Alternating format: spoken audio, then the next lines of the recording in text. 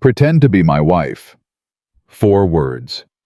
Spoken low, urgent, almost against her ear, and Reina Hale felt every single one land like a brand against her skin. She didn't know this man. She had walked through the wrong door. She was holding a borrowed clutch purse and wearing shoes that pinched her toes, and she absolutely positively did not belong in this room. And yet Cole Blackridge, the most powerful man in 3 counties, had just chosen her. If you're new here, subscribe. Hit the bell and drop your city in the comments. I want to see how far this story travels. Now let's go. The evening had started with a wrong turn. That was the honest truth of it, and Reina Hale had a long, exhausting history with wrong turns. Wrong turns were practically her middle name. She'd been born into a family that had been making wrong turns for 3 generations. Her grandfather losing the family hardware store on a bad loan. Her father breaking his back at 42, trying to fix someone else's fence. Her mother sewing curtains and hemming wedding dresses until her fingers bled just to keep the lights on in their little house on the edge of Millbrook County. Wrong turns were the Hale family inheritance. But this particular wrong turn on this particular Tuesday evening in late October was going to change Reina's life in ways she could not yet begin to measure. She had been delivering a gown. That was all. A simple delivery. Mrs. Patrice Alderman had commissioned a repair job on her emerald silk dress, a beaded bodice that had split at the seam, and Mrs. Alderman had called at 4 in the afternoon, in a voice pitched somewhere between desperation and aristocratic command, insisting the dress be delivered to Blackridge Ranch no later than 7 p.m., because she was attending a celebration there tonight, and she absolutely had to wear that gown. Reina had worked 6 straight hours on that seam. She had pricked her fingers twice. She had eaten half a granola bar for dinner. And she had driven 40 minutes in her rattling 2009 Honda Civic following GPS directions that had apparently never met a rural Texas back road in their algorithmic life. She parked where the driveway told her to park. She followed the lights. She pushed open the first large door she found because the October wind was biting cold and the dress box was heavy and awkward in her arms. She stepped inside, and she walked directly into another world. The room was enormous, not large enormous. Vaulted ceilings with exposed dark wood beams, chandeliers that weren't electric, so much as architectural cascading warm gold light across 100 people in formal wear. Silk. Diamonds. The quiet, careful laughter of people who had never worried about a utility bill in their lives. Reina stood just inside the door holding a garment box, wearing her good black slacks and the cream blouse she'd ironed that morning, her dark hair pulled back in a simple knot, her feet in low heels that had seemed perfectly appropriate 3 hours ago and now felt almost comically modest against a sea of designer shoes. For exactly 3 seconds, no one noticed her. Then someone did. She felt the shift before she saw it, a subtle turning of heads the way a room calibrates to an unfamiliar presence. A woman near the fireplace glanced at her and then looked away with the particular speed of someone deciding something. A man in a gray suit let his eyes travel from Reina's face to her clothes and back again in a single comprehensive assessment. Reina gripped the garment box tighter. Wrong door, she thought. I came in the wrong door. She began to turn. There you are. The voice came from her left, deep, even, carrying a quiet authority that parted the ambient noise of the room the way a knife parts water. She turned, and Cole Blackridge was walking toward her. She knew who he was, the same way you know a storm is coming. Not because anyone tells you, but because everything in the atmosphere shifts. He was tall, broad-shouldered, dressed in a dark suit that somehow still managed to look like it belonged on a man who spent his days outdoors. His jaw was sharp. His eyes were a dark hazel, almost brown in this light, and they were fixed entirely on her with an expression she could not read at all. He reached her in 4 strides. He was closer than a stranger had any right to be, and his voice dropped low enough that only she could hear it beneath the music and the murmur of the room. "Play along," he said. "Please, I will explain everything. But right now I need you to play along." Reina stared at him. "I'm just delivering a—" "Your name is Reina," he said, and the fact that he knew her name stopped every word in her throat. I saw it on the order tag when you came in. My name is Cole, and in approximately 30 seconds, my Aunt Marjorie is going to reach us, and I need her to believe that you are my wife." The word landed like a stone in still water. Wife. "I'm sorry," Reina said very carefully, "but I think you have the absolute wrong. $50,000. Her mouth closed. Cole Blackridge's expression didn't flicker. "To your family, directly, within the week. If you do this tonight and let me explain properly tomorrow." Reina thought about the disconnect notice sitting on her mother's kitchen counter. She thought about her father's medical bills. She thought about the 3 maxed credit cards and the way her mother cried quietly at the kitchen table when she thought no one could hear. She thought about all of that in approximately 4 seconds. "How long?" she said. Something shifted in Cole's eyes. Relief, maybe, or something close to it. "Tonight. Just tonight. I will explain." "Aunt Marjorie is already looking at us," Reina said quietly. Cole didn't look. "I know. And she's walking this way." "I know." "Then you should probably take the garment box," Reina said, because no man's wife walks into her own party carrying a dress delivery. For the first time, something that wasn't quite a smile, but was in the neighborhood of one, crossed Cole Blackridge's face. He took the box from her arms without hesitation, handed it smoothly to a passing staff member with a murmured instruction, and then with the calm confidence of a man who had been making high-stakes decisions his entire life, he placed his hand at the small of her back. Reina felt it like a current. "Smile," he said quietly. "You look like you're about to face a firing squad." "Right now," she said through a fixed smile, "I'm not ruling it out." Marjorie Blackridge was 63 years old, impeccably dressed, and possessed of the kind of social radar that could detect inauthenticity from 40 yards. She reached them with both hands extended, her eyes moving between Cole and Reina, with an expression Reina couldn't quite categorize. Surprise, certainly, but underneath it, something sharper, something calculating. "Cole," she said, kissing his cheek. Then her eyes settled on Reina. "And you must be—" "Reina," Cole said. "My wife." The word came out of his mouth with absolute devastating calm.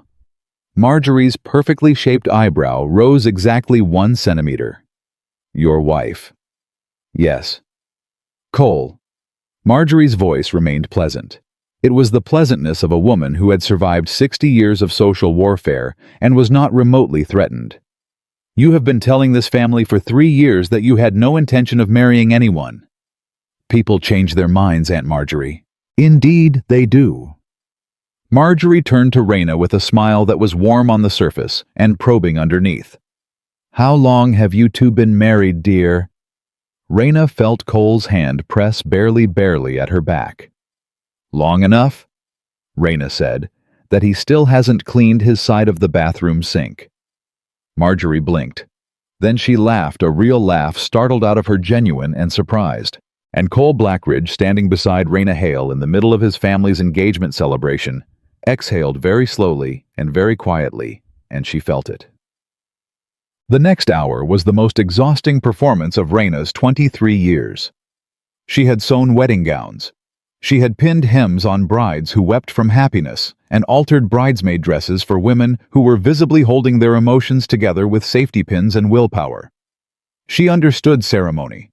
She understood the weight of presentation, but she had never performed it for herself, and the stakes had never been this impossibly high. Cole was good. She would give him that. He was attentive without being theatrical. A hand briefly on her shoulder.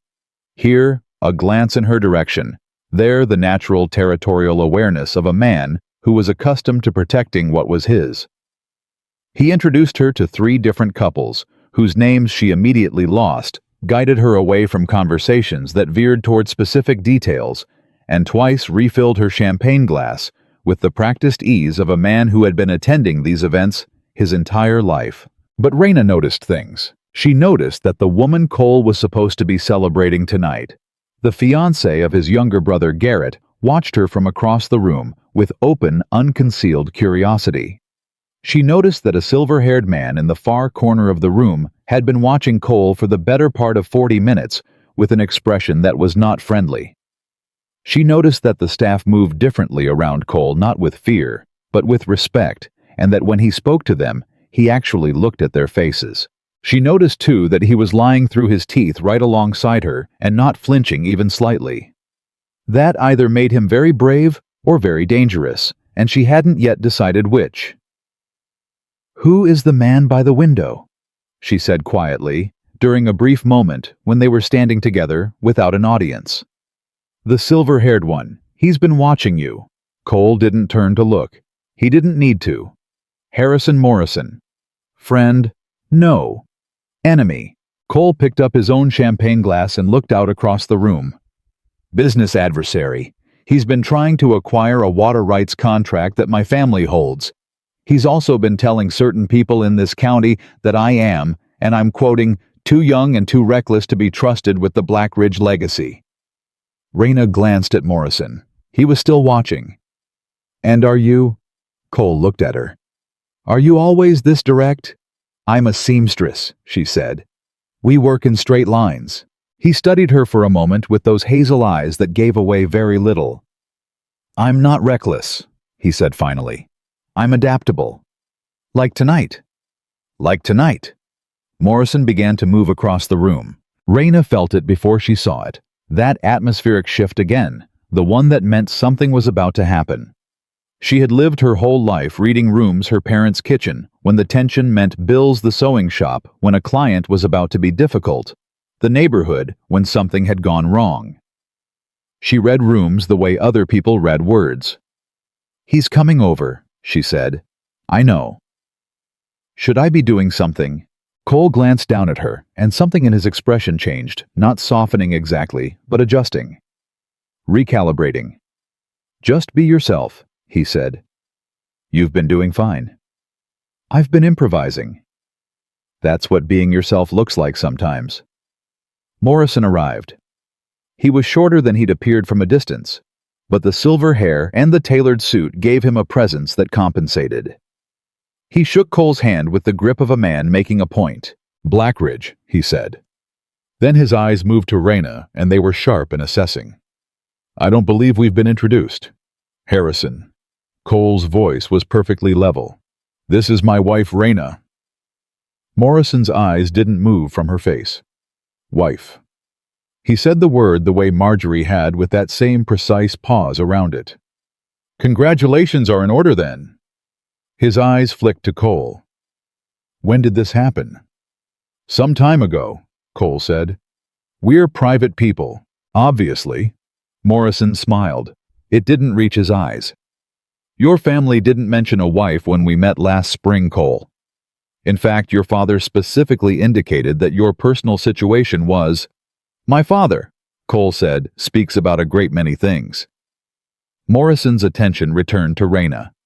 "What did you say your family does?" "Mrs. Blackridge?" Reina held his gaze. Something in her, the part of her that had spent her whole life being underestimated, the part that had learned to measure twice and cut once, and never ever show a client that she was uncertain, that part settled like ballast in her chest. "My mother is a master seamstress," she said calmly. "My father ran his own business until an injury forced him to retire. My family works for what we have." She met Morrison's eyes without flinching. "I was raised to think that's something to be proud of." Morrison looked at her for a long moment. Then he smiled this time. Something slightly more genuine reached the edges of it. Not warmth, but recognition maybe. "Well," he said, "you're certainly direct." "I've been told." Morrison glanced at Cole one last time, then moved on. In the silence that followed, Cole was very still beside her. "Well," he said after a moment. "Well," she agreed. "You didn't have to do that." "I know." "But you did." Reina set down her champagne glass. "Mr. Blackridge, I have been poor my entire life, and I have had people look at me the way that man just looked at me for as long as I can remember. I have learned that the only thing worse than being underestimated is letting someone see that it bothers you." She smoothed the front of her blouse. "I'm not particularly good at many things. but I am very good at not letting people see that it bothers me." Cole was quiet for 3 full seconds. Then, "You're better at this than I thought you'd be." "I'm better at most things than people think I'll be," she said. "That's another thing you learn when you're the girl who comes in the wrong door." At 10:45, the celebration began to wind down. The caterers moved with quiet efficiency. The chandeliers seemed to lower their brightness by some invisible agreement. Guests began to collect their things, offer final congratulations to Garrett and his fiancée, make their gracious exits. Reina was exhausted in a way that went past physical, the particular bone tiredness of sustained performance, of holding every word and expression at careful attention for hours. Cole appeared at her elbow. "I need to speak with you," he said quietly, "before you leave." They moved to a side room, a study lined with books and old photographs, and the quiet smell of wood polish and leather. And Cole closed the door behind them, and for the first time in nearly 3 hours, Reina felt the performance come off her like a coat. She sat down without being invited. Her feet hurt. Cole remained standing. He looked, she thought, as if he had also been carrying something heavy all evening and was deciding whether to set it down. "You were right," he said, "about the dress box. That was quick thinking." "Thank you." "I need to explain." "Yes," she agreed. "You really do." He moved to the window, not pacing exactly, but the way people move when they're organizing their thoughts into something they can actually say. "My father died 8 months ago," he said. "The ranch passed to me. But there are contracts, long-term water rights agreements, land leases that were written with specific succession clauses." Reina waited. "Clauses that require the primary holder to be," he paused, "married, settled. The language is old. It was written by men who believed that an unmarried man couldn't be trusted to make long-term decisions about property." His jaw tightened. "It's archaic. It's insulting.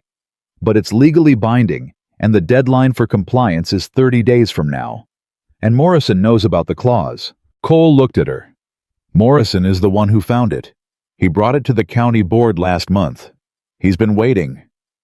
Reina was quiet for a moment, doing the math. "And tonight was my brother's engagement party. Every major landowner in the county was here, Morrison included." Cole's voice was very even. "I needed the room to see that I had already that I wasn't." He stopped. "I didn't plan for you. I want to be clear about that. You walked in, and I made a decision in 3 seconds, and I am fully aware of how that sounds." "It sounds," Reina said carefully, "like a man who is used to making decisions for other people without their input." The words landed. She could see them land. "Yes," Cole said. "That's fair." She looked at him. He looked back. And in the quiet of that room, with the sound of departing guests muffled behind the closed door, Reina Hale felt something she hadn't expected. The sense that this man, powerful and presumptuous, and clearly accustomed to getting his way, was also underneath all of it genuinely worried. Not for himself. She thought it was for the ranch. For the people who worked there. For something that had been built across generations that might come apart because of a line of legal language written 100 years ago by someone who couldn't have imagined this moment. She didn't admire the presumption, but she understood the weight. "The 50,000, she said. "Is that real?" "It is." "For tonight." He held her gaze. "I was hoping," he said quietly, "to discuss something longer term." Reina looked at this man, this stranger, who had taken her garment box and handed her a champagne glass, and said, "Wife," with such absolute conviction that half a room of aristocrats had believed him, and she thought about wrong turns. Sometimes she thought a wrong turn takes you somewhere you were always supposed to go. She wasn't sure she believed that yet, but she was listening. "Talk," she said. "I've got time." Outside, the chandeliers were going dark one by one. Harrison Morrison sat in his car at the end of the long driveway and made a phone call. And in the study at Blackridge Ranch, a seamstress and a rancher began carefully to negotiate the shape of a lie that would become in ways neither of them could yet imagine the most honest thing either had ever lived. The offer was simple. The consequences were not. Cole laid it out the way Reina imagined he laid out everything, directly, without ornament, with the particular efficiency of a man who had learned that sentiment was a luxury and time was not. 1 year. A legal marriage. She would live at Blackridge Ranch, maintain appearances in public, attend necessary social functions, and present herself as his wife to every contractor, lawyer, county official, and nosy neighbor who required proof. In return, her family's debt, all of it, every disconnection notice and medical bill and overdue loan, would be cleared within 30 days of signing, a monthly stipend for personal expenses, and at the end of 12 months, a clean, uncontested divorce and a settlement that would let her open her own alteration shop free and clear. Reina listened to all of it without interrupting. When he finished, she said, "You had this ready?" Cole paused.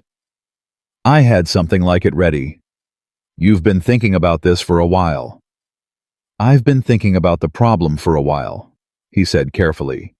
The solution walked in through the wrong door. She looked at him across the study, this man she had known for 4 hours, and she thought, he is not telling me everything. She could feel the shape of the omission, the way you feel a pulled thread in fabric, not always visible, but there underneath, waiting to unravel something. But she also thought about her mother, and the kitchen table, and the way $50,000 was not an abstraction when your family was drowning. "I need to think," she said. "Of course. And I need to talk to my family." Something moved across his face, not reluctance exactly, but caution. "The fewer people who know the arrangement isn't Mr. Blackridge." Her voice was quiet, but it had an edge. "I am not going to disappear for a year without telling my mother where I am. That is not negotiable." He held her gaze for a moment, then nodded once. "Fair." She stood, smoothed her blouse again, a habit she realized, something she did when she needed to feel composed. "I'll give you an answer by Friday." She was almost to the door when he said, "Reina." She stopped, but didn't turn. "What you did out there tonight with Morrison." A pause. "That wasn't nothing. I want you to know that." She stood there for 1 breath. 2. Then she opened the door and walked back into the thinning light of the party, and she didn't let herself think about the way his voice had sounded when he said her name until she was alone in her car on the long dark road back to Millbrook. She said yes on Thursday. She couldn't make herself wait until Friday. Her mother cried. Not from sadness, or not only from sadness, but from the particular emotional overwhelm of a woman who had been carrying too much for too long and had just been told without warning that some of the weight was about to be lifted. Her father sat at the kitchen table and was quiet for a very long time, and then he said, "Is he a decent man?"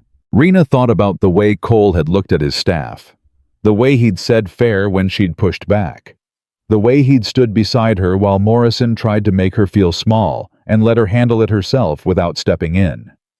"I think so," she said. "I think he's trying to be." Her father nodded. That was enough for him. The papers were signed 2 days later in Cole's lawyer's office. A compact man named Gerald Pruitt, who had apparently known the Blackridge family for 30 years, and who looked at Reina over his reading glasses with an expression that managed to be both professional and deeply curious. The marriage license was filed that same afternoon. It was legal. It was real. And it was the strangest thing Reina Hale had ever done, standing in a county courthouse in her good blouse and signing her name to a document that made her officially Mrs. Cole Blackridge. Cole stood beside her. He signed his name below hers. His handwriting was larger than she expected. Broad strokes, decisive, no hesitation. Outside the courthouse, standing on the steps in the thin November light, neither of them spoke for a moment. Then Cole said, "My truck is this way." And Reina Hale picked up the single bag she'd packed and followed her husband to his truck, and they drove the 40 minutes to Blackridge Ranch in a silence that was not entirely uncomfortable, which surprised her more than almost anything else that day. The ranch was different in daylight. She had seen it at night, lit and curated for a celebration, everything arranged for maximum impression. In daylight, it was something else, sprawling and real, and working, the kind of place that had been built not for beauty, but for function, though beauty had settled into it anyway over decades, like a habit no one had planned. The main house was large without being showy. The outbuildings were practical. There were horses in a far paddock, and a dog she didn't recognize yet who came to investigate her with serious professional thoroughness. Cole introduced her to his housekeeper, a woman named Dolores, who had apparently worked at the ranch for 22 years and who looked at Reina with an expression of complete, serene neutrality that Reina understood immediately was not neutrality at all, but sophisticated assessment wearing its politest face. "Mrs. Blackridge," Dolores said. "Reina, please," she said. Dolores's expression shifted by approximately 2 degrees, not a smile, but an adjustment. "Welcome to the ranch, Reina." Cole showed her the bedroom that would be hers. It was across the hall from his. She noted that without comment. He noted that she noted it without comment. They were already, she thought, developing a language of productive silences. "There's a full staff meeting tomorrow morning," he said. "I'd like you to attend." "Why?" "Because they need to see you. And because—" He stopped. "Because it would help if you understood how this place runs, what we're dealing with. The water rights contract isn't the only pressure point. Morrison has allies on the county board. He's been laying groundwork for months." Reina looked at him. "You're not just asking me to be a prop." "No. You're asking me to actually learn the operation." "I'm asking you," Cole said carefully, "to be a real partner in this, as much as you're willing to be." She thought about that. A prop could be maintained at a distance, handled carefully, put back in its box when the performance was over. A partner was something else entirely. A partner got involved. A partner had opinions. A partner asked questions and expected answers. A partner was a risk. "Okay," she said, "but I'm going to have opinions." The ghost of that almost smile again. "I'm starting to figure that out." The first week was a masterclass in controlled chaos. Reina attended the staff meeting and met 8 people whose names she memorized by the end of the day, because she had always been good at names. It was a seamstress skill, matching faces to measurements, keeping track of who was who. She learned the ranch's operational structure, its seasonal rhythms, its financial pressure points. She asked questions that surprised people, partly because they were intelligent questions, and partly because she asked them without apology. She also made mistakes. She called a contractor by the wrong name in front of Cole's ranch manager, a weathered man named Pete Dunbar, who had forgotten more about cattle operations than Reina would ever know. And she saw Pete's eyebrow go up a fraction. She nearly agreed to a supply meeting on a day Cole had a county board presentation and had to be quietly corrected by Cole afterward in the kitchen, his voice low and even, not unkind. "It's fine," he said. "You're learning. I should have checked the calendar first." "Yes, but it's recoverable." He poured himself coffee, and then after a beat, poured a second cup and set it in front of her without asking. "It's always recoverable until it isn't. That's the first thing you learn running anything." She wrapped both hands around the mug. "What's the second thing? Never let them see you recalibrate. Make your adjustments look intentional." Reina looked at her coffee. "Is that what tonight was?" "At the party, you looked intentional." "I was terrified," he said. She glanced up. He was looking out the kitchen window. His jaw set, his profile as composed as ever. He said it the way he said everything, level factual without drama. "You didn't look it," she said. "That's the second thing," he said. By the end of the second week, they had developed something that wasn't yet comfort, but was in the neighborhood of it, a working rhythm. She learned that he was up at 5 every morning. She heard his boots on the stairs before her alarm, and that he drank his coffee black and ate the same breakfast every day without apparent boredom. She learned that he read actual physical newspapers, which she found oddly charming. She learned that he was patient with his staff in a way that cost him something. You could see the effort, sometimes the deliberate steadying, and that they respected him for it in the deep, quiet way that people respect something they've seen tested. He learned things about her too, though she caught him at it less often. He learned that she worked at the kitchen table. When she had alterations to finish, she'd brought her sewing kit and a backlog of client work, and that she was meticulous in a way that looked effortless until you watched closely. He learned that she didn't complain about things she considered her own responsibility to handle. He learned that she had a sense of humor she kept mostly under wraps in public and let out in small, precise doses in private. They practiced. It felt ridiculous at first sitting across from each other in the study, while Cole's lawyer ran them through potential questions from a county board hearing, playing the roles of spouses who had to convince strangers they were real. Cole reached for her hand once during a practice session, and she startled, which made him pull back, which made her feel inexplicably guilty. "Sorry," she said. "No." He stopped, tried again. We should practice that more. Physical contact. It reads when it's not natural." She looked at his hand on the table. She looked at hers. She reached out and placed her hand over his. It was deliberate, chosen, rehearsed. And yet the warmth of it traveled up her arm in a way that rehearsal did not account for. Neither of them mentioned it. Cole continued the practice session. Reina kept her hand where it was until Gerald Pruitt moved on to the next question, and then she moved it back to her lap and told herself it was muscle memory, just mechanics, just the body doing what the mind trained it to do. She was a very good seamstress. She was not. It turned out as good a liar as she'd thought. 3 weeks in Morrison made his first formal move. Cole came back from a county board meeting with a tightness around his eyes that Reina had learned to read as controlled anger, the particular stillness of a man who had processed something difficult in the truck on the way home and arrived having already decided not to lose his composure about it. She was at the kitchen table with a hemline that needed shortening. She looked up. "What happened?" she said. He sat down across from her, loosened his collar, looked at the table for a moment. Morrison filed a formal challenge to the water rights succession. He's claiming the marriage is... A pause. He used the word expedient. Reina set down her scissors. "Meaning he thinks it's fake."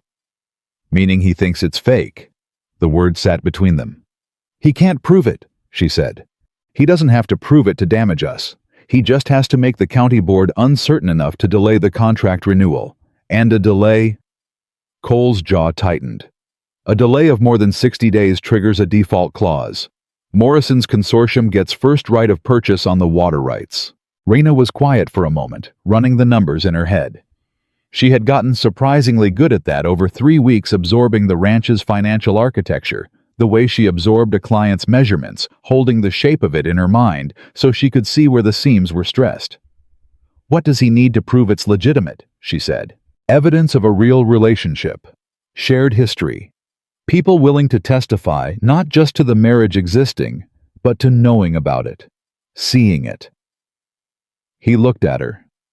"Morrison has apparently been asking around Millbrook, your town, about your family, about whether anyone knew you were involved with someone before the party." The cold moved through her before she could stop it. "My town," she said. "I'm sorry. I should have anticipated. Cole." She said his name and he stopped. "Does he know about my family's finances?" The pause was answer enough. She absorbed it, sat with it, let it settle. "So he's going to argue that I married you for money." "He's going to try to make it look that way, yes. And the fact that I did marry you partly for money is not the whole story," Cole said, and something in his voice shifted just slightly into something less controlled. "You also married me because the arrangement was fair, because you evaluated it and decided it was worth doing. Those aren't the actions of someone being exploited. Those are the actions of someone making a decision." She looked at him across the kitchen table in the middle of his ordinary Tuesday evening and thought, he is defending me. Not strategically, not because it helped the case. He was defending her, the real her, the seamstress who'd walked in the wrong door. Something in her chest did something she couldn't immediately name. "What do we do?" she said. Cole looked at her steadily. We make it real, he said. We stop practicing and we start living it. We go to church. We go to the feed store. We have dinner with my brother and his fiancée. We let people see us the way people see a real couple not performing, just existing. That's harder than performing, she said. I know. Performing has a script. Existing doesn't. I know, he said again, and then more quietly. I'm asking you to trust me. Reina looked at this man who had upended her entire life with 4 words in a crowded room, who paid her family's debts and poured her coffee without asking, and stood beside her while Morrison tried to diminish her and said fair when she pushed back. Okay, she said. He exhaled. But, she added, I want to understand the water rights document, all of it, the legal language. He blinked. Why? Because if someone is going to challenge our marriage in a county board hearing, I want to understand exactly what's at stake well enough to speak to it myself. She picked up her scissors and returned to the hemline. I'm not going to walk into another room unprepared. Cole was quiet for a long moment. Gerald can send you the contract tonight, he said. Good. She made a clean cut. And Cole? He looked at her. The next time Morrison moves, she said, I want to know about it before you process it in the truck on the way home. We're supposed to be partners. His jaw moved. Something crossed his face that she thought later might have been the beginning of something she wasn't ready to name yet. Noted, he said. Outside, the wind moved across the open land, and somewhere in the far paddock, a horse called out to the dark, and the kitchen light burned warm and steady, and 2 people who had started as strangers sat across from each other in the oldest kind of silence. The kind that comes after something true has been said, and both people know it, and neither one is ready yet to say what comes next. The county board hearing was set for a Thursday. Gerald Pruitt called on Monday to deliver the news with the particular tone of a man who was trying to sound calm about something that was not calm at all. Morrison had filed a formal request for a legitimacy review, not of the marriage license itself, which was airtight, but of the relationship preceding it. He was arguing that the marriage had been constructed after the fact to satisfy a contractual clause, and he had submitted 3 affidavits from people in Millbrook County who had stated under oath that they had never seen Reina Hale in the company of Cole Blackridge prior to the engagement party. Cole listened to Gerald on the phone without speaking. Reina sat across the kitchen table from him and watched his face and read every word of the conversation from the set of his jaw and the stillness of his eyes. When he hung up, she said, How bad? Bad enough, he said. The board has to respond to a formal filing. They'll hold a review session. We'll be asked questions. Separately. Separately, she repeated. Morrison specifically requested it. He wants to see if our answers match. Reina set her coffee down. He's thorough. He's been planning this longer than I realized. Cole's jaw worked. He knew about the succession clause before my father died. I think he may have been the one who flagged it to the county board in the first place years ago, setting a trap and waiting. And we walked into it. I walked into it, he said. Your collateral damage. The phrase landed oddly. She looked at him. He was looking at the table, and something in his posture was different from usual, the careful control still there, but underneath it, something that looked like it was costing him more than it normally did. She had learned in 5 weeks what Cole Blackridge looked like when he was managing something alone, when he was carrying it without distributing the weight. She had told him they were partners. Cole. She waited until he looked up. We prepared for this. We know the contract. We know our story, not the fake version, the real version of the last 5 weeks, because that part is actually true. She held his gaze. They can ask me anything about this ranch, and I can answer it. They can ask me about your breakfast and your reading habits, and the way you talk to Pete Dunbar differently than you talk to Gerald and I will get every answer right, because I've been paying attention. He looked at her for a long moment. Why? Because that's what I do, she said simply. I pay attention. Something shifted in him. Not dramatically, Cole didn't do dramatic shifts. But it was there a slight loosening, the way a knot gives just enough to tell you it's going to eventually release. "We have 3 days," he said. "Then we'd better use them." They spent Monday and Tuesday preparing with Gerald, running through questions the board was likely to ask, working through the timeline of their relationship that they needed to present, not fabricated, but framed. The truth of 5 weeks could look like a year if you arranged it honestly and let the weight of it speak. But it was the third day that broke the careful structure they'd built. Wednesday morning. Reina was at the kitchen table reviewing the water rights contract. She had read it 3 times now and had developed opinions about its language that Gerald had initially seemed surprised by and then increasingly respectful of when Cole's brother Garrett walked in without knocking. She knew Garrett the way she knew a weather pattern she hadn't personally experienced, through signs and other people's reactions. He was younger than Cole by 4 years, lighter in temperament, easier with smiles. He'd been cordial at the engagement party briefly before the performance of the evening had pulled Reina into other orbits. Since then, she'd seen him twice, both times in passing, and he'd been pleasant and somewhat careful in the way of someone who had questions he hadn't decided to ask yet. He was not careful this morning. He sat down across from her without preamble and said, "I need to know if my brother is in actual trouble." Reina set the contract down. "Good morning, Garrett."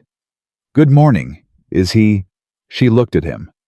He had the same jaw as Cole, the same directness in the eyes, but where Cole's directness was controlled and measured, Garrett's was unguarded.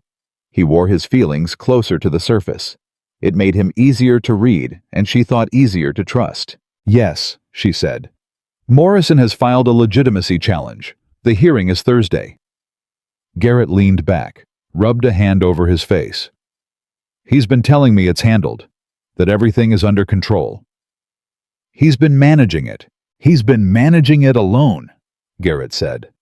And there was an edge in his voice that wasn't anger so much as old frustration, the kind that's been accumulating for years. "He does that. He carries everything alone, and then when it gets to the point where he can't anymore, he's already—" He stopped, looked at her. "What about you? How are you doing with all of this?" The question caught her off guard. Nobody had asked her that in 5 weeks. Not Cole, who was managing. Not Gerald, who was strategizing. Not Dolores, who maintained her careful professional warmth without crossing into personal territory. She paused, felt the honest answer surface. "I'm more invested than I expected to be." Garrett was quiet for a moment. "In the ranch?" She looked at the contract in front of her. "In all of it." He studied her the way Cole sometimes studied her, that Blackridge ability to see past what you were saying and look at the shape of what you meant. "He's not going to tell you if he's scared," Garrett said. "Just so you know, he's never told anyone when he's scared. Not since our dad got sick. He just gets quieter. And you can feel it in the whole house, but he won't say it." "I know," Reina said. Garrett looked at her. "You've only known him 5 weeks." "I know," she said again. He was quiet. Then, "You're good for him. I don't know if that's something you need to hear, but you are." She didn't know what to do with that. She folded it away carefully, the way you fold something fragile that you're not sure yet where to put. Cole came back from checking the east pasture fencing that afternoon and found Reina standing in the hallway outside the study with the water rights contract in one hand and a legal pad in the other, and she said without preamble, "I found something." He stopped. "What kind of something?" "The default clause Morrison is counting on the 60-day trigger if the marriage is ruled invalid." She held up the legal pad. "There's an appeals window built into the original agreement. 14 days. If we can demonstrate good faith compliance, a marriage that was real at the time of execution, the board can grant a temporary stay while an appeals process runs." Cole looked at her. "Gerald reviewed this contract."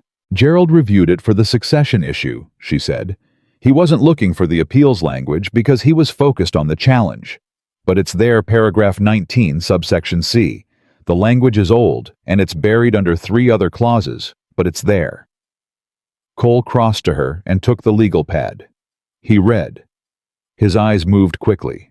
She watched his face. Paragraph 19, he said quietly. Subsection C, she confirmed. He looked up at her, and the expression on his face in that moment, not relief exactly, but something deeper, something that had to do with being surprised by a person in the best possible way. That expression did something to her that all the practiced hand-holding and rehearsed eye contact had not managed to do. "I'm calling Gerald," he said. "I already texted him the page number," she said. Cole looked at her for one more beat. "Reina." "Yeah. Thank you." She nodded, turned back toward the kitchen. Didn't let him see what his face had done to her. End. Thursday arrived the way important days always do, faster than expected and heavier than prepared for. The county board review session was held in a conference room that smelled like old carpet and institutional coffee. There were 5 board members, a court reporter, Gerald and Harrison Morrison, sitting across the table with his own lawyer, a younger man whose suit cost more than Reina's monthly rent had ever been. Cole and Reina were interviewed separately, as Morrison had requested. Reina went first. She sat across from 5 strangers and a court reporter and answered every question with the measured, careful precision of a woman who had been paying attention for 5 weeks to a life that was not originally hers and had learned it anyway. What did her husband eat for breakfast? What time did he leave the house? What was the name of the ranch's primary water contractor? What were her husband's concerns about the eastern pasture? What were the ranch's operational priorities for the upcoming quarter? She answered every question correctly.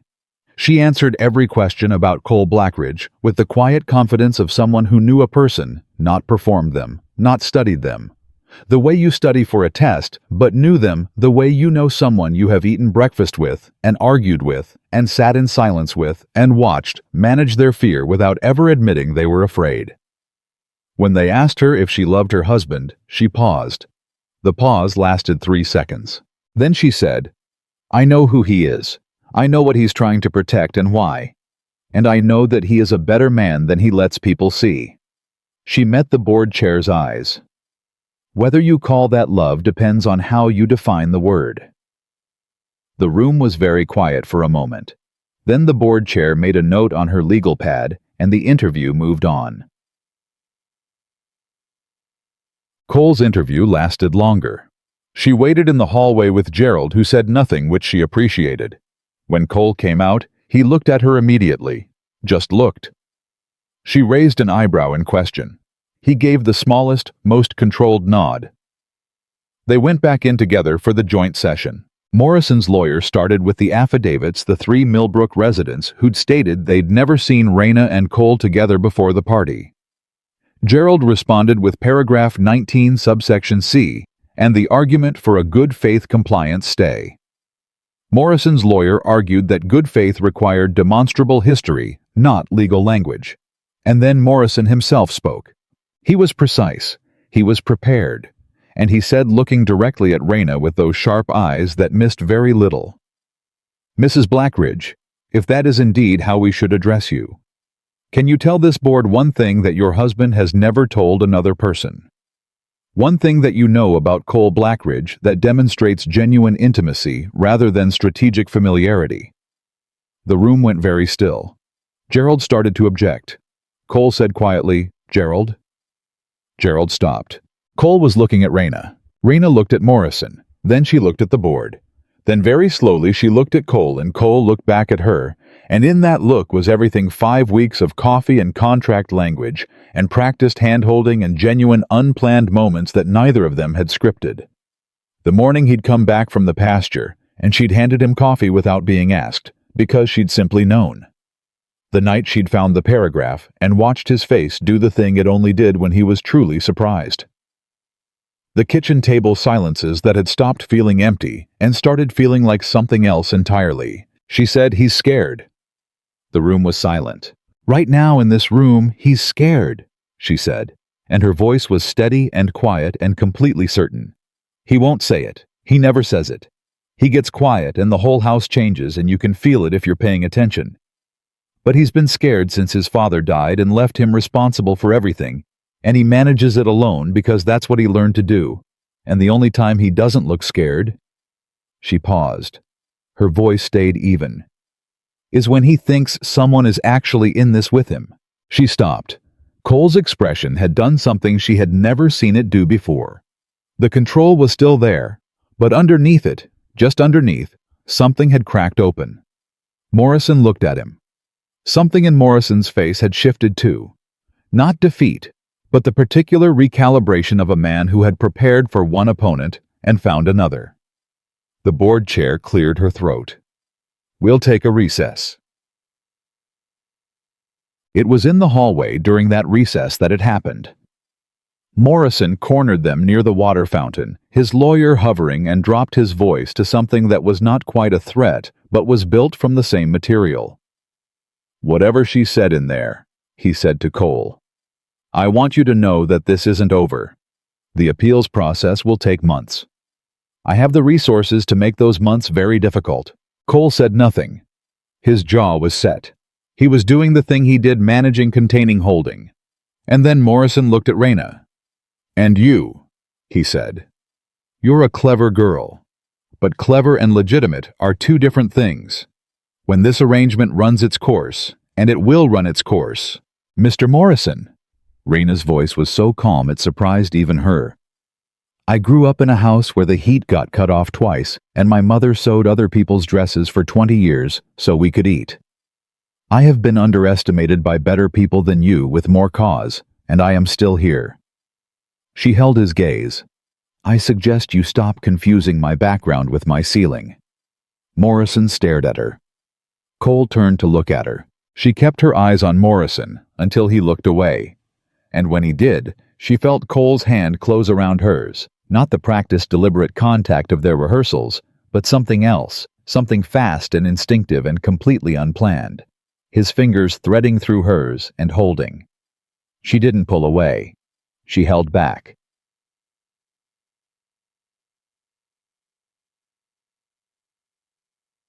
The board reconvened and granted a 30-day review period, which was not a win, but was not a loss.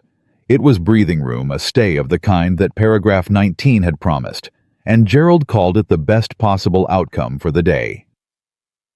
They drove home in silence again, but it was a different silence than the one from the courthouse 5 weeks ago.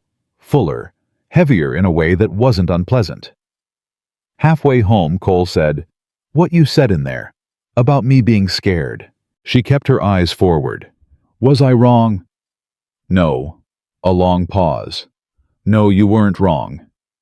"I wasn't trying to—" She stopped.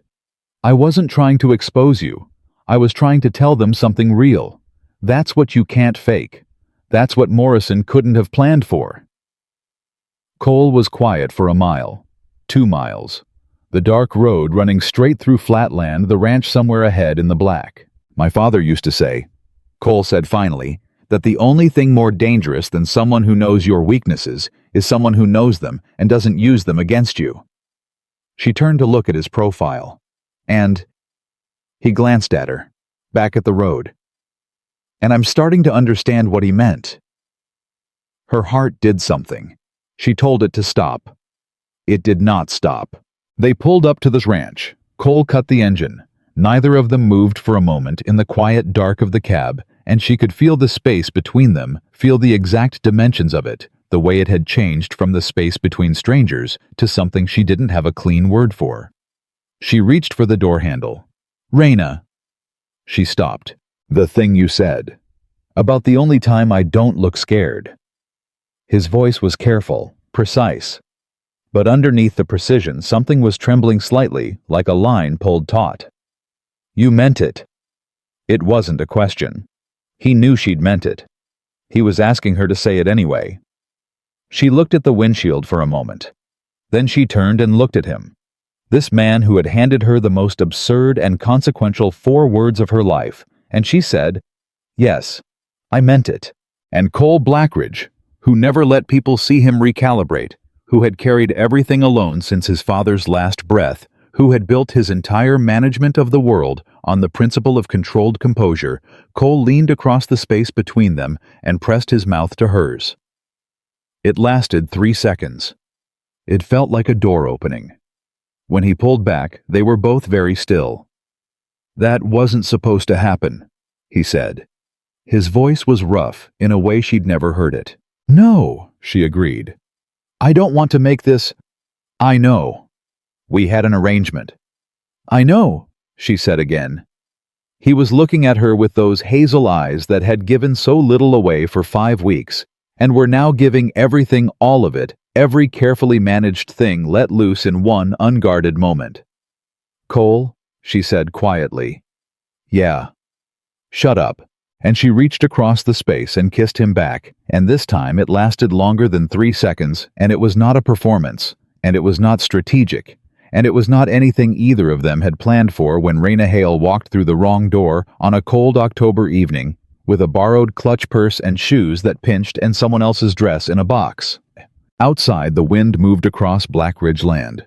The stars were relentless and thick, and inside a truck cab in the dark, 2 people who had started as strangers discovered with some surprise and very little warning that the arrangement had already ended, and something else, something that didn't have a contract and couldn't be negotiated, had quietly taken its place. Neither of them talked about the kiss the next morning. That was the first thing Reina noticed when she came downstairs at 6:15 and found Cole already at the kitchen table with his newspaper and his black coffee, and his unreadable expression that he was going to let her set the pace. He looked up when she came in, held her gaze for exactly 2 seconds, and then looked back at his paper. No acknowledgement, no awkward stumbling. No performance of normalcy that would have made the abnormality of the previous night more obvious.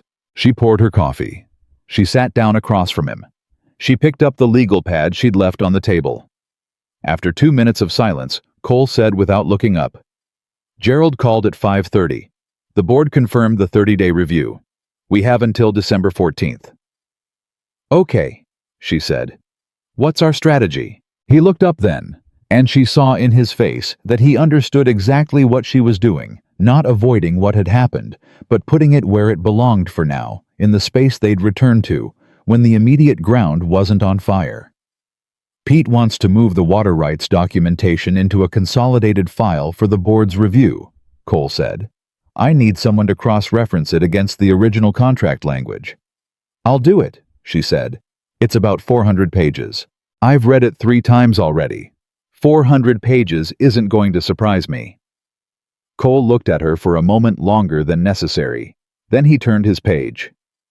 "Dolores is making breakfast at 7. "I know," Reina said. "I can smell it from upstairs." And that was that. The kiss stayed in the truck cab where they'd left it, held in suspension like something that needed the right temperature before it could become what it was going to become. And both of them, separately and together, went about the business of saving the ranch. The 30-day review period turned out to be 30 days of sustained grinding pressure from 3 different directions at once. Morrison's lawyer began submitting supplemental affidavits, more Millbrook residents, more statements about never having seen Cole and Reina together. Each filing landed in Gerald's inbox, and then in Cole's, and each one was another small cut in the surface of something that was trying to hold. Gerald responded methodically, building a counter-record from ranch staff testimony. Pete Dolores, the contractor, who'd been in the kitchen the morning Reina had handed Cole his coffee without being asked, and the contractor had seen it and registered it without knowing he was registering anything significant. Reina threw herself into the documentation work with the focus she usually reserved for the most complicated alterations, the ones where a single misplaced pin could ruin everything. 400 pages of water rights history, cross-referenced against the succession contract, annotated in her precise handwriting. Gerald read her annotations and told Cole in front of her that she had caught 3 interpretive inconsistencies his office had missed. Cole said nothing. But that evening he put a cup of coffee in front of her at the table, without being asked, and she understood that for him, that was a complete sentence. The pressure from inside the family came from a different direction. Aunt Marjorie called on a Tuesday, and Cole took the call in the study with the door closed, and Reina, who was not eavesdropping but was working at the hall table directly outside, heard enough to understand that Marjorie had questions, real ones. The kind that weren't about the board or the contract, but about Cole himself, Whether he was all right, whether this marriage was something he'd chosen freely, or something he'd constructed out of desperation, whether Marjorie needed to be worried. Cole's voice, muffled through the door, was even and controlled as always. But Reina heard him say once with a roughness that wasn't quite contained, "She's not what I expected, Aunt Marjorie. None of this is what I expected." She moved away from the hall table after that. Some things weren't meant to be heard accidentally.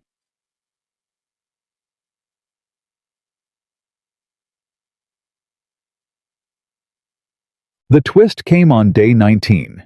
It came in the form of a phone call to Reina directly, not to Cole, not to Gerald, but to Reina's personal cell phone, which very few people at Blackridge Ranch had. The number was from Millbrook. She didn't recognize it. She answered. The voice on the other end was a woman's, older, careful, with the particular hesitation of someone who had been talked into something and was now second-guessing it. Her name was Linda Pruitt. She was not related to Gerald. She ran the alterations counter at a department store in Millbrook and had known Reina's mother for 15 years. "I need to tell you something," Linda said, "and I need you to not be angry with me." Reina's chest went very still. "Okay. A man came to see me 3 weeks ago. He said he was doing research for a county property matter, and that anything I could tell him about you and your family would be helpful. He was nice about it. He didn't seem like he was trying to hurt anyone." "What did you tell him, Linda?" A long pause. "I told him that your family had financial difficulties, that your mother had been taking in more work than was good for her, that you had left town suddenly without much explanation." Another pause. "I didn't know it was going to be used against you. I swear I didn't know." Reina closed her eyes, pressed them shut for exactly 3 seconds, then opened them. "It's okay, Linda. It's not okay. He used what I said in a legal filing, Reina. I saw it on the county board's public notice. He made your family's situation sound like—" "I know what he made it sound like," Reina said. Her voice stayed even. It cost her. "Linda, I need you to do something for me. Will you do something for me?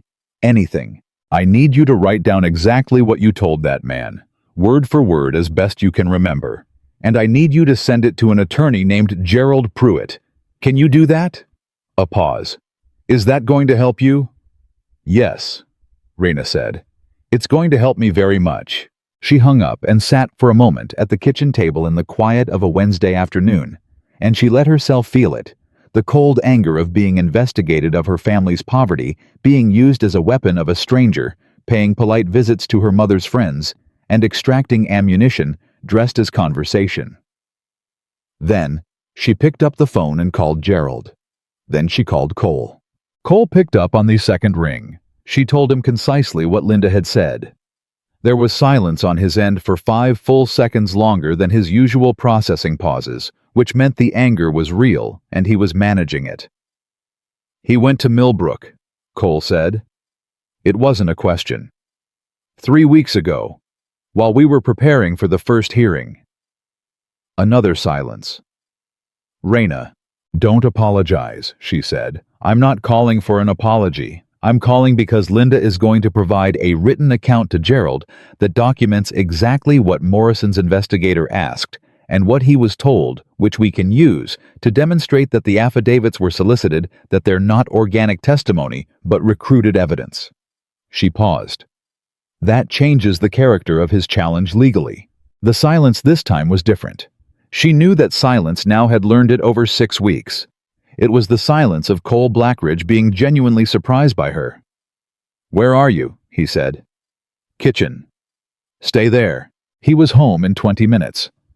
She heard his truck on the gravel before she heard the door, and she was still at the kitchen table when he came in, and he stopped in the doorway and looked at her with an expression she was learning to read, the one that had started appearing more frequently in the last week since the truck cab, and the kiss that had rearranged the furniture of everything. "You okay?" he said. "I'm fine." "Reina," she looked up at him. "I'm angry," she said honestly. "I'm angry that he went there, that he talked to people who know my mother, that he made our financial situation into evidence of something shameful." Her hands were flat on the table. "But I'm not undone. There's a difference. Cole crossed the kitchen and sat down across from her. Not the managed strategic distance he'd maintained for the first weeks. He sat down the way people sit down when they're not thinking about how it looks close, deliberate present. "I know there's a difference," he said. "I'm asking which one you are right now underneath the strategy." She looked at him. "Both," she said quietly. "I'm both." He nodded once, like that was the right answer, like he understood exactly what it meant to be functional and wounded at the same time, and to keep going anyway. "Okay," he said.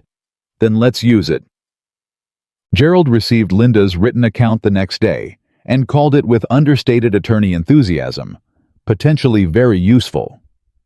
He filed a motion with the county board, arguing that Morrison's affidavit campaign constituted coordinated witness recruitment rather than organic community testimony, a distinction with legal teeth as it turned out. Morrison's lawyer responded within 48 hours, which told Reina that they'd landed somewhere that hurt. The board scheduled a second session. This time, Cole asked Reina to present part of the argument herself. She looked at him when he said it. They were in the study with Gerald going over the documentation, and Cole said it the way he said things that mattered directly without build-up watching her face. "You found the paragraph 19 language," Cole said. "You made the connection with Linda's testimony. Gerald thinks, and I agree, that the board will respond differently to hearing part of this from you directly, not as Cole Blackridge's wife performing a supporting role, as the person who actually did the analytical work." Gerald, to his credit, was nodding. "I'm not a lawyer," she said. "You don't have to be," Gerald said. "You're a fact witness who also happens to have done substantial document analysis. That's actually more compelling in this context." She looked at the legal pad in front of her. All those pages of annotations. All those hours at the kitchen table that had started as due diligence and had become something closer to genuine investment. "Okay," she said. Cole didn't say anything. But his hand moved across the table and rested briefly on her forearm, just a moment, just a touch, and then gone. It was the most unguarded he'd been outside of the truck cab, and it happened in front of Gerald, and Gerald very carefully looked at his papers and said nothing. The second board session was a different room somehow, even though it was the same carpet and the same institutional coffee. Different, because Reina sat at the table this time instead of in a chair against the wall. Different because Morrison across from her was reading something in her posture that he hadn't seen at the first session, not performance, not strategic presentation, but genuine earned authority. She presented the document analysis cleanly. She walked the board through the affidavit timeline versus the date of Morrison's investigator's Millbrook visit. She presented Linda's written account without drama, laying it next to the first submitted affidavit and letting the chronology speak. The board chair asked her twice to clarify technical points in the contract language. She clarified them. Morrison's lawyer objected twice. She waited each time for Gerald to respond, and when Gerald's responses were sufficient, she stayed quiet, and when she felt Gerald needed support, she added precisely the relevant paragraph and subsection number from memory. Cole sat beside her through all of it. He didn't speak unless directly addressed, but she could feel him, the steadiness of him, the particular quality of his attention when he was focused on something that mattered. He was watching the board. He was watching Morrison. He was, she realized, watching the room the same way she was reading it, with the same careful attention she'd developed over a lifetime of noticing what other people missed. They were doing the same thing, independently and together. That realization hit her somewhere below the strategic, somewhere in the place where important things settle when you're not looking. Morrison made his final play at the end of the session. He asked to address the board directly, a procedural allowance Gerald tried to object to, but lost. Morrison stood. He was composed. Reina had to acknowledge, very good at this. "The board has heard compelling documentation today," he said, "and I want to acknowledge Mrs. Blackridge's thorough preparation. She is clearly an intelligent woman." He paused, and the pause was doing work. "But I want the board to consider something. The question before you is not whether Mrs. Blackridge is capable or thorough. It is whether this marriage existed as a genuine relationship prior to the contractual deadline. And no amount of document analysis changes the fundamental timeline. He looked at Reina, directly, deliberately, the way he'd looked at her in the hallway at the first hearing. Mrs. Blackridge, you walked into Blackridge Ranch as a dress delivery person on October 18th. You were married by November 2nd. 15 days. He let that sit. I am asking this board to consider whether 15 days is long enough to constitute the kind of marriage this contract requires. The room was very quiet. Reina felt Cole shift beside her, the smallest movement, but she felt it, and she knew what it meant. He was about to speak. He was going to defend the timeline, argue the legal definition, do what he always did, which was manage the problem with controlled precision. She put her hand on his arm. He stopped. She looked at Morrison. May I respond? The board chair nodded. Reina said, Mr. Morrison is right that we were married in 15 days. He's right that I walked into that ranch carrying someone else's dress. He's right that our beginning was unconventional. She paused. But I'd like to ask him and this board a question. How long does it take to know a person? Silence. My grandmother knew my grandfather for 2 weeks before she decided he was the person she was going to spend her life with, she said. My parents knew each other for 3 months. Time is one measure. It is not the only measure. She looked at the board chair. I have read every water rights document this ranch holds. I know Cole Blackridge's operational priorities, his fears for his family, legacy, his management philosophy, the way he talks to his staff versus the way he talks to lawyers, and the way he takes his coffee. I know him. She held the board chair's gaze. That is not something you can fake in 15 days. That is something you can only build by choosing every day to be present. Morrison looked at her. The composure was still there, but something underneath it had shifted. The board chair wrote something on her legal pad. Gerald allowed himself very briefly to look at the ceiling. The board deliberated for 4 days. 4 days was 4 days too long, and also, as Gerald pointed out, significantly shorter than the 30-day maximum the process allowed, which was itself information. Cole and Reina went home and did what they'd been doing: the ranch, the coffee, the kitchen table, the working rhythm that had stopped feeling like performance and started feeling like something she didn't have a word for yet, because the word she had for it was a word she wasn't ready to say. On the second night of waiting, Cole found her in the kitchen at 11 p.m. She couldn't sleep. He clearly couldn't either. He sat down across from her, and they sat in the quiet for a while, without speaking, which had stopped being unusual and had become its own kind of language. What do you do? He said finally. If this doesn't go our way. She looked at him. What do you mean? The ranch, the water rights, if Morrison wins the challenge. He was looking at the table. What do you do? What do we do? She corrected quietly. He looked up. I'm still here, Cole. Whatever the board decides, I'm still here for the year. We have a contract. She paused. But that's not actually what you're asking. He held her gaze. No, he said. It's not. She understood the real question. He was asking what she would choose, not what she was obligated to, not what the contract required, but what she would choose if the external pressure disappeared, and all that was left was the two of them in a kitchen at 11 p.m., and a question that hadn't been asked yet. She picked up her coffee cup, looked at it. Ask me again, she said quietly, when the board announces. It was not a no. They both knew it was not a no. Cole nodded once, like that was enough. Like he could wait. She had learned over 7 weeks that Cole Blackridge was very good at waiting for things that mattered. On the 4th day, Gerald called at 8:17 in the morning. Reina was at the table. Cole was standing at the counter. She watched his face as he listened, and she read every word of the call in the geography of his jaw and his eyes, and the particular stillness that came over him when something significant was happening. He hung up. He turned and looked at her. The board ruled in our favor, he said. The challenge is dismissed. The water rights contract stands. She sat with it for a moment. Let it land. Let the weight of 7 weeks of sustained pressure find somewhere to settle. Then she said, "Good." Cole crossed the kitchen in 4 strides and sat down across from her. And this time he reached across the table and took both her hands in both of his, and he held them on the surface of the table in the ordinary morning light.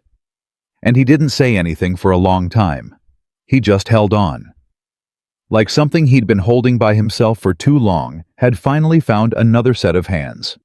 She didn't pull away. She held back. Outside, Pete was calling across the yard to someone about the east fence. Dolores was moving in the next room. The ranch was going about its morning with its ordinary working noise. And at the kitchen table, Cole Blackridge held Reina Hale's hands and didn't let go, and she understood that something had ended. And something else, something neither of them had planned for, negotiated, or arranged, had quietly, irrevocably begun. He held her hands for a long time that morning. Long enough that the coffee went cold. Long enough that Dolores came to the kitchen doorway, saw them, and turned quietly around without saying a word, which from Dolores was the loudest possible statement. Long enough that Reina stopped counting the seconds and just stayed, which was something she hadn't let herself do easily in 23 years of a life that had always required her to be moving toward the next thing, the next problem, the next obligation. When Cole finally let go, he did it slowly, like releasing something he'd decided to put down carefully rather than drop. "I need to call Pete," he said. His voice was different, not softer exactly, but less armored. Like a layer had come off in the kitchen light and he hadn't put it back yet. "I know," she said. "And Gerald needs a formal response drafted for the county record." "I'll start on it," she said. He stood, looked at her for a moment from his full height, with those hazel eyes that had given away so little for so long, and were now, she thought, giving away considerably more than he probably realized. "Reina." "Yeah." "I asked you last night what you would choose," he said. "When the board announced." She met his gaze. "You did." "The board announced." Her heart did the thing it had been doing more frequently, and she had been telling it less frequently to stop. "I know it did. So." He stood there. A man who ran thousands of acres, who had managed a legal battle and a family legacy and a manufactured marriage with unbroken composure, standing in his own kitchen, looking at her like he wasn't entirely sure what came next, and was for once not pretending otherwise. She said, "Ask me tonight. Over a real dinner. Not a board hearing, and not a contract, and not a strategy session." She held his gaze. "Ask me when it's just us." He was quiet for a beat. Then, "Okay." He walked out. She heard his boots on the porch. The screen door, the familiar sound of his morning moving into the yard. She picked up her cold coffee and drank it anyway, and told herself the warmth she felt had nothing to do with the way he'd said, "Okay," like it was a promise. She told herself that for approximately 45 seconds before she stopped bothering. The day moved the way days move, when something large has just shifted and the world hasn't caught up yet, ordinarily, almost stubbornly normal. Pete wanted to discuss the east fence repair timeline. Gerald needed 3 signatures on the board response documents. A supplier called about a delayed feed delivery, and Reina, who had by this point absorbed enough of the ranch's operational logic to handle a supplier call without panicking, managed the conversation herself and reported back to Cole in 4 sentences. He listened, nodded, said, "Good call on the delivery window. I pushed back 2 days because the eastern pasture rotation doesn't need the supplemental feed until the 15th, she said. "I know," he said. "That's why it was a good call." She went back to the kitchen table. He went back to the yard. This was their rhythm. Now the working partnership that had grown up around the contractual one, like a vine around a fence post, so thoroughly intertwined that she couldn't remember anymore where the obligation ended and the genuine began. She wasn't sure the distinction still mattered. Garrett appeared at noon uninvited, as was his custom, and sat down at the kitchen table with the particular energy of someone who knew something and was deciding how to deliver it. "The board ruling is all over the county," he said. Reina looked up from her legal pad. "Already?" Morrison's challenge was public record. People have been watching. Garrett reached across and stole a piece of bread from the plate Dolores had left. You know what people are saying? I can guess. They're saying Cole's wife went in there and took Morrison apart with a water rights contract and a witness statement. Garrett grinned the easy, unguarded Garrett grin that she'd become genuinely fond of. They're saying Blackridge Ranch's new woman is not to be underestimated. Something warm moved through her. She kept her face neutral. People are being generous. People are being accurate, Garrett said. He looked at her with the directness he always brought. How are things really? She considered the question. Complicated. With Cole. With all of it. Garrett tore a piece of his stolen bread, chewed. Can I tell you something about my brother that he would hate me for telling you? Probably. He called me the night of the board hearing, after you two got home. Garrett looked at her steadily. He didn't say much. You know how he is. But he said, a pause. And for a moment, Garrett looked less like the easy, smiling younger brother and more like someone carrying something careful. He said, she said I was scared, Garrett. In front of the board, in front of Morrison, in front of everyone. And it saved us. And then he was quiet for a while. And then he said, I don't know what to do with that. Reina was very still. He doesn't know what to do with someone who sees him clearly and stays, Garrett said quietly. He never has. Our dad he was a good man, but he wasn't a man who talked about fear. Cole learned early that the way you lead is by not letting the fear show. Ever. He looked at her. You showed the board his fear, and it helped him. That broke something open in him that I don't think has been open in a very long time. She looked at the table. At the legal pad with its careful annotations. At the coffee cup with the ring stain from this morning when he'd held her hands and not let go. He should tell me that himself, she said. I know, Garrett said. I'm telling you so you're not waiting to see if he will, because he will. Cole does everything slowly, and then all at once. He stood, took the rest of the bread. Just wanted you to be ready. He left. Dolores appeared from nowhere, replaced the bread plate without comment, and disappeared again. Reina sat in the kitchen and felt 7 weeks of accumulated weight redistribute itself into something lighter and more frightening and more real than anything the water rights contract had ever threatened. The dinner was Dolores's doing, though nobody acknowledged it directly.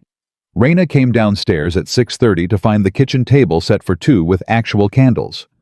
Not romantic staging exactly, more the quiet deliberateness of a woman who had worked for the Blackridge family for 22 years and had opinions about how certain evenings should be handled. Dolores herself was gone. Her coat was off the hook. The food was warm on the stove. Cole was standing in the kitchen when Reina came in looking at the table with an expression that was caught somewhere between gratitude and mild embarrassment. Dolores, he said by way of explanation. I gathered, Reina said. They sat down, served themselves. And for a few minutes they ate in the particular silence that had become over 7 weeks, one of the most comfortable silences Reina had ever known, the kind that doesn't demand filling, that has enough trust in it to simply breathe. Then Cole set down his fork, looked at her. When I saw you walk in that night, he said, with the dress box and the borrowed purse and the shoes that were clearly hurting your feet. She looked up. You could tell they were hurting. You walked like someone solving a problem, he said. Not limping, just managing. You had this look on your face like whatever was happening you were going to deal with it. Something in his voice was quieter than usual. I didn't choose you because you were convenient. I want you to know that. I chose you in 3 seconds because of that look. She set down her own fork. The 50,000, he continued. The arrangement. I knew it would solve the legal problem, but I also knew in those 3 seconds that whoever that woman was who walked in holding someone else's dress like it was her own responsibility, she was not going to fall apart. And I needed someone who was not going to fall apart. Cole, I'm not finished. He held her gaze. I needed someone who wouldn't fall apart. What I didn't expect was someone who would make the whole thing better. Who would read a 400-page contract and find what Gerald missed? Who would stand in a hallway and tell Morrison that she wasn't going to let him confuse her background with her ceiling? His jaw moved. Who would tell a room full of strangers that I was scared and make it the thing that saved us? She was very still across the table. The arrangement ends in 5 months, he said. The year runs out in April. You would leave with the settlement, the shop, everything we agreed to. And it would be fair. It would be exactly what we contracted for. He looked at her steadily. But I don't want fair anymore. I want you to stay. Not because of the ranch. Not because of the water rights or Morrison or any of it. He paused. 1 beat. 2. I want you to stay because this kitchen makes sense with you in it. Because I sleep better knowing you're across the hall. Because the last 7 weeks are the most real 7 weeks I've had since my father died, and maybe before that. The candles Dolores had lit were small and steady between them. Reina said, "You held my hands this morning for 20 minutes. I know." "You didn't say any of this morning." "I know," he said. "I needed until tonight. I told you I'd do everything slowly and then, all at once," she said softly. He stopped. "Garrett told you that." "Garrett told me that." Something crossed Cole's face. The almost smile she had learned to love, the one that lived at the corner of his mouth and only came out when he was genuinely caught off guard.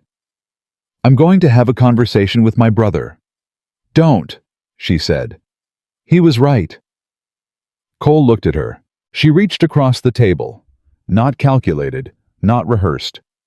She reached across and put her hand over his, the way she had in that first practice session 7 weeks ago, when it had felt deliberate and chosen and rehearsed, and it had still traveled up her arm, like something that couldn't be trained. "I didn't walk into this for love," she said. "I walked in for my family, and that was true, and I'd do it again." She held his gaze. "But somewhere between paragraph 19 and the kitchen table, and the truck cab, and this morning somewhere in all of it, I stopped doing this for the contract and started doing it because it's where I want to be." She paused. "Let it be real." "You're where I want to be, Cole." He turned his hand over under hers. Held it. "Stay," he said. "I'm staying," she said. The twist that followed was not dramatic. That was the thing about it. It arrived quietly, the way the most significant things often do, dressed in ordinary clothes. It was Reina's mother who delivered it. Clara Hale called on a Sunday morning 3 days after the dinner, and her voice had the particular texture of someone who had been turning something over for a long time and had finally decided to say it. "I need to tell you something," Clara said, "about why I cried when you told us about the arrangement." Reina was in the hallway. Cole was outside. "You cried because it was a lot to take in, Mama." "I cried," Clara said, "because I recognized it." A pause. Reina's hand tightened on the phone. "Your grandfather, my father, he and your grandmother had an arrangement," Clara said quietly. "Did I ever tell you that they married because her family needed the money and his family needed a connection to her father's land? Everyone in town knew it was practical." A pause. "They were married 51 years. Your grandmother said at his funeral that marrying him for practical reasons was the most romantic thing she'd ever done. Because she chose him with her eyes open, and then she chose him again every day after." Reina stood in the hallway of Blackridge Ranch and felt something move through her that had no clean name. Grief and recognition, and something that felt like the closing of a very long circle. "Mama," she said. Her voice was not entirely steady. "I'm not telling you what to do," Clara said. "I'm telling you that choosing someone for real reasons, good reasons, reasons that have to do with survival and family and responsibility, that's not less than love. Sometimes it's the foundation love is built on." A pause. "Is he good to you?" Reina thought about hands held across a kitchen table. About coffee poured without being asked. About a man who said fair when she pushed back and okay, like it was a promise, and held her hands for 20 minutes in the ordinary morning light after the hardest 7 weeks of both their lives. "Yes," she said. "He's good to me. Then you call me when you're ready." Clara said, "and I'll come see this ranch you've been telling me about, and I'll bring my good dress." A pause, and then, with the particular warmth of a woman who had spent 30 years sewing other people's happiness into fabric and was finally watching some of it find her own daughter, the one without the split seam. Reina laughed. It came out wet and real and entirely unmanaged. She told Cole about her grandparents that evening. He listened the way he listened to everything that mattered completely, without interruption, with his full attention on her face. When she finished, he said, 51 years. 51 years, she confirmed. He was quiet for a moment. What did your grandfather do before the arrangement? He was a farmer, practical man, didn't talk much about feelings. Cole looked at her. And after, she smiled. He still didn't talk much, but my grandmother said he showed up for everything. Every school play, every hard season, every ordinary Tuesday. She paused. She said he showed up so consistently that eventually the showing up became the feeling. Cole was quiet for a long time. Then he said, "I can do that." "I know you can," she said. "I'm not—" He stopped, started again. "I'm not a man who finds it easy to say things, Cole," she said gently. "You held my hands for 20 minutes this morning and drove 40 minutes in silence the night we met and poured my coffee before I asked for it and stood next to me in a county board hearing like I was the most important thing in that room." She looked at him steadily. "You say things all the time. You just don't always use words." The almost smile came, fuller this time, more real. "Your grandmother was right," he said, "about the showing up. She was right about a lot of things." He reached across, tucked a strand of her hair back behind her ear with the same quiet deliberateness he brought to everything. Careful, certain, no hesitation. She felt it everywhere. "Then I'll keep showing up," he said, "for every ordinary Tuesday." Morrison sent a letter in January. Not a legal filing, not an affidavit. A letter handwritten addressed to Cole at the ranch. Reina was at the table when Cole opened it and read it, and she watched his face move through 3 distinct expressions in 30 seconds: surprise, caution, and then something she identified after a moment as complicated respect. He handed it to her. She read it. Morrison wrote that he had made inquiries into Reina Hale independently of his legal challenge. Personal inquiries, he called them, and that what he had found had caused him to reconsider his characterization of the marriage as expedient. He wrote that a woman who annotated a 400-page water rights document on her own initiative, who tracked down a witness and recognized the legal significance of recruited testimony, and who stood in a county board hearing and defended a man's character with the specificity of someone who genuinely knew him. That woman was not a prop or a convenience. He wrote that he still intended to pursue the water rights contract through legitimate competitive channels when the current agreement came up for renewal in 3 years. He wrote that he looked forward to negotiating with both of them. Reina set the letter down. "He's warning us."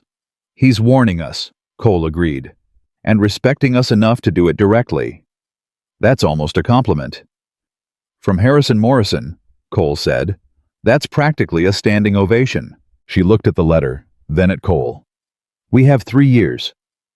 "We have 3 years," he said. "Then we'd better learn the renewal contract language." Cole looked at her with the full version of the smile this time, not the almost smile, not the carefully managed corner of the mouth, but the real thing, the one she had now seen only 4 times and intended to spend considerable effort earning more of. "Tomorrow," he said. "Tomorrow," she agreed. Spring came to Blackridge Ranch the way it always had, slowly then all at once. April arrived, and the year on their contract was complete. Gerald noted it in a brief email with characteristic attorney understatement. "The agreed term has concluded. Please advise on next steps." Cole showed her the email over breakfast. She read it, set the phone down, picked up her coffee. "What do you want to tell him?" Cole asked. She looked across the table at this man she had married for practical reasons and had chosen every day since with eyes wide open. This man who showed up for ordinary Tuesdays and held her hands without being asked, and said fair when she pushed back, and had learned slowly, and then all at once, to stop carrying everything alone. "Tell him," she said, "that there are no next steps." Cole looked at her.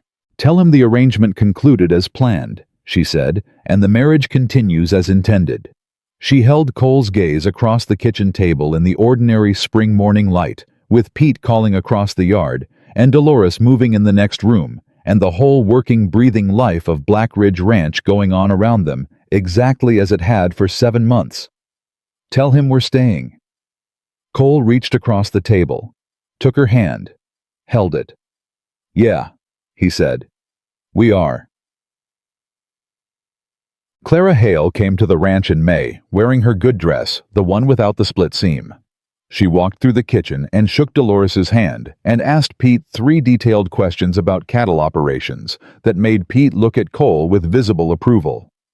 She sat at the kitchen table where Reina had spent 7 months learning a life she hadn't planned for, and she drank Dolores's coffee, and she looked around at all of it with the quiet eyes of a woman who had spent 30 years sewing other people's lives together and knew what something well-constructed looked like.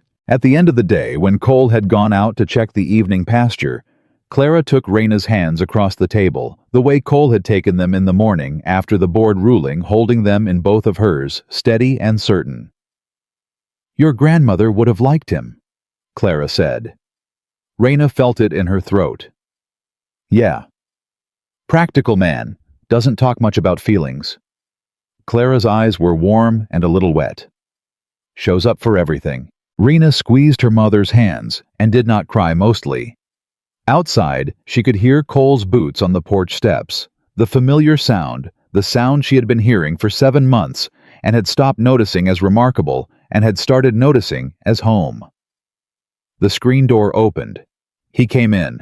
He looked at the two of them, at the table, hands clasped, and something in his face did the thing. It did the quiet, unguarded thing that only happened when he forgot to manage his expression because something mattered too much. "Mrs. Hale," he said to Clara, "I hope Dolores didn't let you go without eating." "She absolutely did not," Clara said warmly. He looked at Reina over her mother's head. She looked back, and in that look was all of it. The wrong door and the right door and the dress box and 4 words and 7 months of coffee and contract language and kitchen table silences and a kiss in a truck cab that had opened something neither of them had been planning to open. All of it, contained in one ordinary look in one ordinary kitchen on one ordinary Tuesday in May. That was how it ended and how it began, not with a grand declaration or a dramatic gesture, but with a man coming home and a woman already there, and both of them choosing quietly and completely, and without a single contract between them to stay. Some wrong turns, it turns out, are the most right things that will ever happen to you.